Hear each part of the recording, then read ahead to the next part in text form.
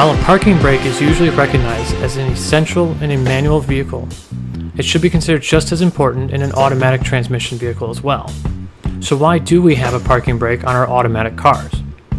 No, it's not for these high-speed J-turns, although, I guess No, we're not going to get into that today. A parking brake is there to help the car while it is stopped and parked. It helps keep the transmission in place with a thing called a parking pawl, and it's a manual system that puts a stronger hold on the vehicle than simply putting it in park. The parking brake is a completely mechanical system that bypasses the hydraulic braking system to stop the car in an emergency or to keep it in place when parked. Now keep in mind, if the car is hit while parked, the parking brake will provide stability to the vehicle, and in most cases will prevent it from rolling away. Do not forget to disengage the parking brake before driving, as it can damage the entire braking system.